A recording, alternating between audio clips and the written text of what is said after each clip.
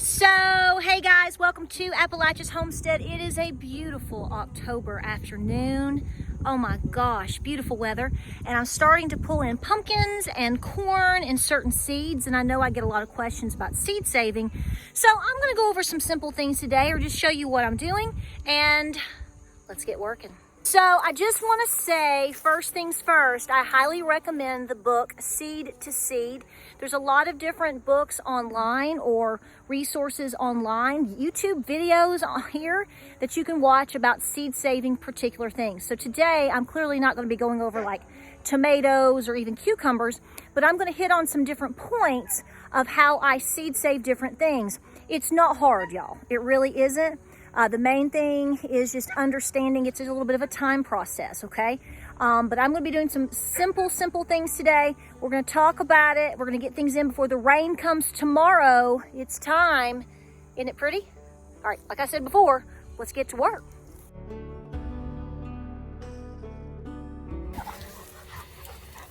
Do I need to feed you guys first? You hungry? Yes.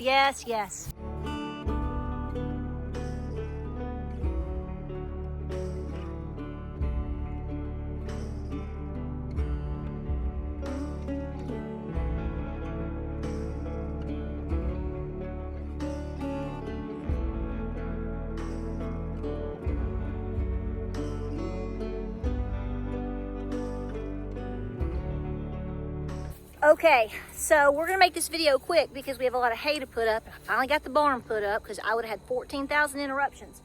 So I'm gonna be showing you the cosmos, I'm gonna be showing you my corn, and I've also got okra. What I've done is I've let everything go to seed. Now, when you talk about the cosmos, I'm talking about these pretty little orange flowers. If you watch my videos, I let this whole thing literally take over as cosmos. They're all volunteers. And then I seed save from it, and but it pretty much regenerates itself every year. The corn, I did pull some of the ears of corn. This that you see growing here is your heirloom Hickory King corn. There is also Hickory Cane. I did get seed for that this year. I've never grown it. This is the first year that I've grown this, and I was very impressed. And it got very tall. It's supposed to get anywhere from around like 12, 13 feet tall. I was a little worried about the wind, but we never had an issue this year. It pretty much stayed up or it came back up. Did very well. I did try a little bit of it when it was fresh, and it was pretty good. It's not as sweet as, say, if you're thinking about something such as a sweet corn, such as something like, you know, your hybrids that you buy, your Silver Queen, Silver King, whatever like that. No, peaches and cream, not quite that line, but pretty doggone good. I decided to pretty much try my best to let it all go to seed, let it dry on the stalk, okay? So I've really been watching the weather. This is what you need to understand, that when you seed save, watching the weather is really imperative, because if you're gonna let things dry outside, you need to watch the conditions. I typically do a lot of seed saving for a lot of my items October towards November, what you're seeing right now, because they pretty much dry out. So the same thing with the okra. All the okra pods there have dried, okay? And they're beautiful. A lot of people like to pick them off, spray paint them, use them for ornaments and things. They're beautiful, really. But the thing, like I said, it's all about where you live. The timing of rain and freeze, obviously, is going to make these decisions for you. Some things can be taken inside and dried. So there's always these different variables. So let's just show you what I've done and what I plan to do. So my garden looks like kapooty because I purposely let it do this. And the reason I am, like I said, is because of the drying situation that I'm doing right now. And also, I added an extra gate next to my field to let my animals come in on this area and graze once I'm done seed saving. I'm gonna make sure that there's no potato plants or nightshades. I think I've got a tomato plant that's come up in here again, just to be safe. I don't want them really eating the nightshades. At least that's what they tell us or whatever. But I'll open this up and I'm gonna let them come in and graze probably about mid-November. I'm hoping that it will help me out as long as they can graze in here, maybe for 4 or 5 days. See, that's saving me from getting them hay. Oh, look. Right on the ground. Super ripe persimmon.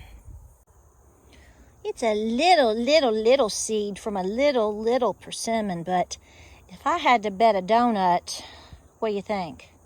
I think that baby looks like a spoon. Spoons all over the nation this year. We're gonna find out.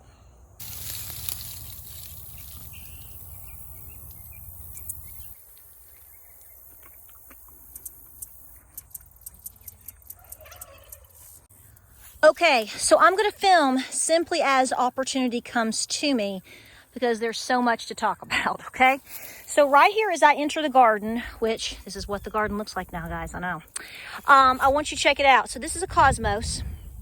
These are your bright lights cosmos. My favorite flower, frankly, to grow. I love zinnias and sunflowers too, but this is by far my favorite. I have pretty much made that decision. You don't really have to do anything. Basically, throw the seed down, plant them, let them grow. Cosmos can get 3 to 5 feet tall. And when they start going to seed, all you have to do is come right over here. You see this? That is the flower going to seed. Those are your seeds.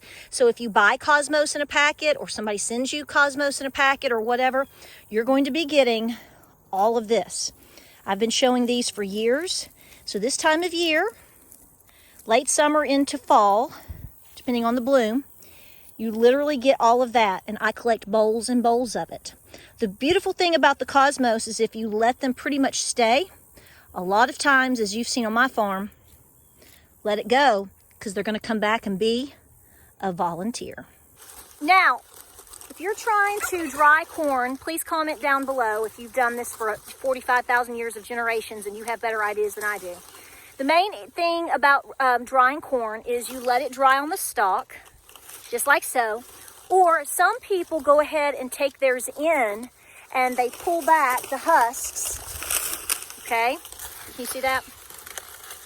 When the corn is not exactly dry, okay, it's like fresh corn, and they will hang it up. They'll hang it up in different places, such as their garage or in a bedroom or a closet or, you know, whatever. So it depends on your situation. The reason why people typically take their corn in is because they have a critter problem. Raccoons love corn. Deer love corn. The deer and the raccoons have left ours alone because we have this fencing up and we have the Great Pyrenees. But I watch too, right? So what you have here is I have let my corn, it's Shalu in Cherokee, I've let all of this dry on the stalk. And the goal of doing this is obviously, number one, is to seed save. These have really tight, compact kernels. This is why I got this corn, is because they don't typically, this variety of corn doesn't tend to get very wormy. At least that's what I was, you know, as far as everything that I've read. Because the kernels, look how tight that is. I mean, this will knock you out, right? It's a weapon. Hey, anything can be used as a weapon. But that's why I wanted to try it. I wanted to try its flavor. So I'm going to be taking it in not just to seed save from it for next year, which is top priority, which I encourage that for you always, but also because I want to grind it and try it out because it's supposed to be awesome for grinding. Let's see what we get today. I doubt I'm going to get all of it, but I think we're going to get a pretty good start. Now, if you have a problem with crows, what a lot of Mennonites do is they will go out and they will walk through their fields and they will select the best looking stalks. And a lot of times they're going to pick the stalks that have double ears. So you don't just have one on the whole thing. It may have two or more. So that's a really strong stalk. So what they will do is they will take brown paper bags and they will mark them by putting the brown paper bag over it as they continue to dry. It helps protect it specifically from crows, and it marks what they want to keep. So there's another idea in terms of saving your corn for future seed saving. So this is what I'm talking about right here. This right here is one stalk, right back to back. You got double ears right there. Okay, so I still have corn to collect. Look here, got okra still coming on, but yet I have a lot of dried okra. Okra is very, very easy because you simply let the pods, the entire situation, literally dry right here, as you see, on their own stalk. Some people don't actually pull these like this until they can actually like shake the okra and they can hear it rattle. That's fine. Sometimes you will see that they will start to split open. These are getting close. So what I'm gonna do is go ahead and just open this. I'm trying to do it one-handed. Woo! See here? It opens up just like so. Let's see if I can collect some. And those are your okra seeds. It is that simple. So all I do is simply pull the pods at this point, take them inside, and then a little bit later sit down one evening or one afternoon or whatever, and we can just crackle and pop, and collect all of the seeds. Now, I have done videos in the past on the cosmos, sunflowers, and beautiful zinnias right here. So up here, you're going to see that I've got different phases. I've got some that are still blooming. A lot of things will still bloom here up and through November, okay? This is the same situation. So your seeds are going to come from literally the flower heads. Some flowers don't do that, like the Cleome. It's not like that at all. But you're going to want these to dry. I literally just, when they start drying, I snap them off. Let's see if I can get one right down here. See, this one is beginning to dry. Well, heck flower. Let's do this one. The seeds are teeny, teeny, tiny, okay? And they are literally right inside of this. And they actually are smaller inside these little, they've got their own little husks, I guess you could call it. So I just take the little flower heads and I put them in baggies, brown baggies is what I do, and I mark them. And I've mixed all of my zinnias. I have all different types mixed in now. I don't worry about it. All the ones that you're seeing up here are all volunteers from the last 2 years. I've not planted any zinnia up here. So this is the trick right here. These little tiny flower heads for these. And individually, if you see me, see like that, all your seeds are in there. They're teeny, teeny, tiny inside these teeny, tiny little husks. But again, once they start to dry, just let them dry, clip them off, put them in a brown paper bag, mark them, put them in a cool, dark, dry place, and they'll be ready to go for next year. And by then, you'll literally, they'll just be like that. Easy peasy, lemon squeezy. Now here, you're barely gonna see, I've shown these in pictures before, the Cleome. This is your fourth sister. These are my great-grandmother's, and I grow them here. These have been passed down to me through my Nana, and I have been able to grow them last year and have them come back again this year. They don't actually grow from what is the edge or the end, the flowering part. That's called, some folks call it the spider flower, spider plant, whatever. It's Cleome. They actually, so the flower is going to be like this, okay? But do you see all of this right here? This particular bloom creates these long pods. And inside the pods, once they dry, are the actual little seeds. So what we do, and I've been doing it already, is once these pods actually develop and come out after the flowers bloom, you just sit and wait for them to dry, and you just literally open them and you collect the little the little tiny seeds. My Nana goes out and she loves to do this. She goes out and she just sprinkles them, or we come and we seed save from hers because she's got a gob. And if you don't know what a gob means, that means a bunch. Okay, so I am going to be pulling in some, probably not all, of my Cherokee 10 pumpkins, okay? They're edible pumpkins. They can be used for like pie pumpkins. You can make soups. Wonderful, wonderful heirloom jalagi iya. That is pumpkin in Cherokee, iya. So basically what I've been doing is watching and waiting to see them turn and the stalks beginning to die. I still have some that are still turning a little bit, so I'm eyeballing those. But since I know rain is coming and they're ready, I'm going to go ahead and start pulling some of them and take them in. Seed saving for a pumpkin is super easy. I have a whole video on that from, I think it's 2 years ago. Basically, I'll seed save at the time in which I'm going to consume the pumpkin, okay? And you simply gut the pumpkin, take the pumpkin seeds out, just like you do a jack-o'-lantern. You've seen that and done that before. So you're gonna take the seeds, and what I do, because they're wet, they're a little soft, they're a little gooey, I simply put them on a flat piece of cardboard, like a little piece of cardboard box. And I let them sit there for at least 2 weeks. I'm not sure what the seed saving book says. I've gone by my own deal. I give them at least 2 weeks, maybe up to a month, and I make sure every few days that I literally shake them around, because you don't want them to stick. They will start to stick a little bit as they dry. So you want to shake them around, You want to move them around so that they dry consistently and thoroughly and they don't stick, right? Pumpkin seeds are literally probably one of the easiest things to do. Then you're just going to make sure that they're put into a small brown paper bag or even into a mason jar if they're dry enough.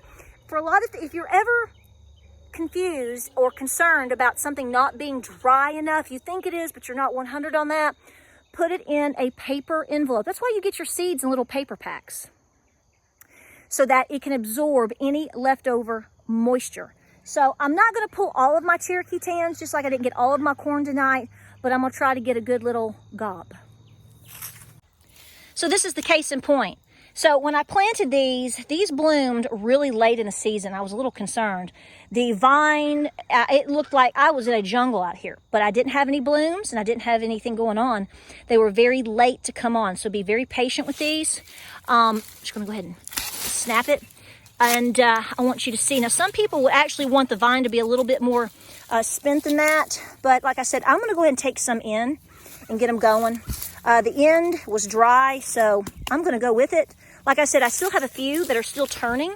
So you have to be patient. These came on late, but I think the drought that we had for a couple of weeks kind of just delayed that. So here is what you're looking at with your Cherokee tans.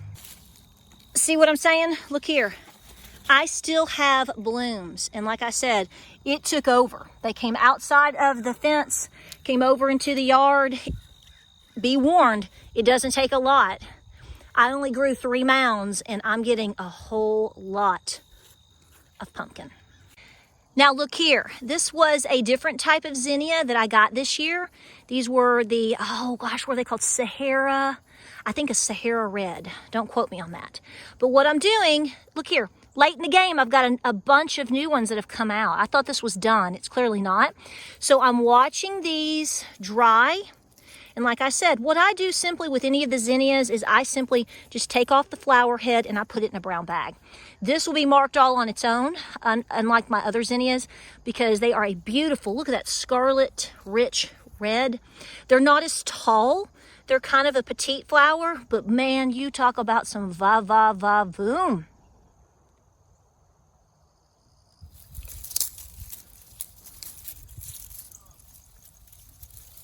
So a quick case in point, I want to warn you about something. This is advice that was given to me by a Cherokee elder outside of Murphy, North Carolina, that I bought heirloom seeds from.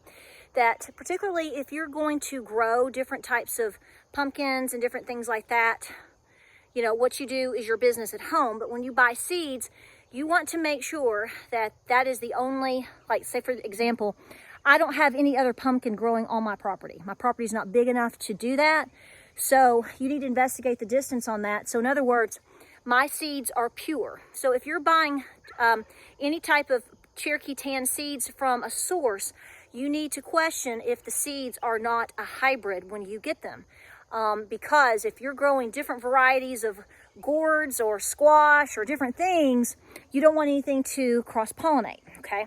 So when I get my seeds from North Carolina from a particular farm, that is the only pumpkin on their organic farm that tribal member grows.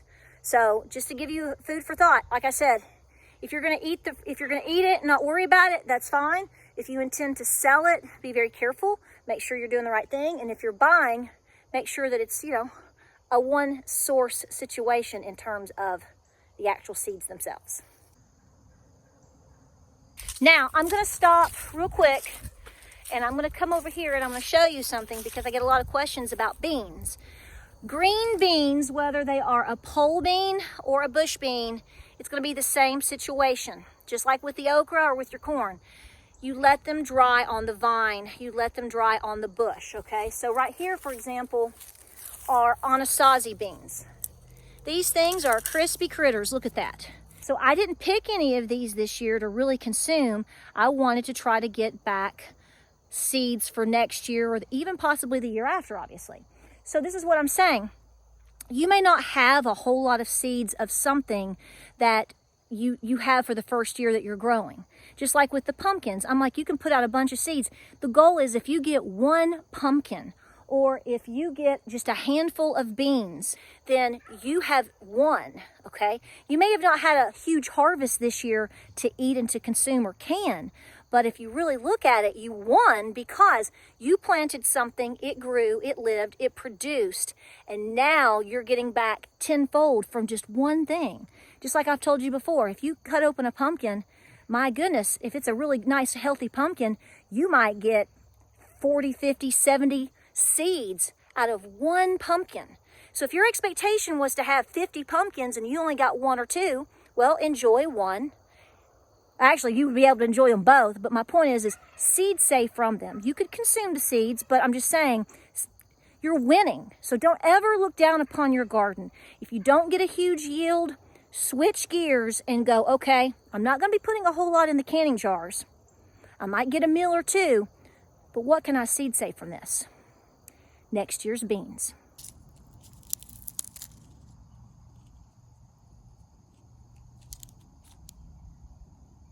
All right, guys, I'm going to stop the video right here. If you have any questions, let me know down below. I didn't get into where my tunnel is, where all of my Missouri Wonders are. There's a lot of beans. Same situation. That's why it's so dry and crusty and Halloween-y looking. All of those green beans, all hanging there, ready to be picked to seed save. Same situation with the last ones that you saw. If you have any questions, let me know. I did not go over peppers and I did not go over tomatoes, and there's certainly a whole lot of other things that you can learn from so many other people, and obviously varieties of different fruits and vegetables. They're all different, right? That's why a good source book is important. And going through this and doing it and learning about it is just getting out there and doing it, okay? It's not hard. And you're gonna learn the different ways every single year depending on what you grow, right? Right? All right, guys, we appreciate you. We gotta go finish this hay and get all this inside, and we appreciate you being here. Don't stop. Remember, every seed counts. It's the future.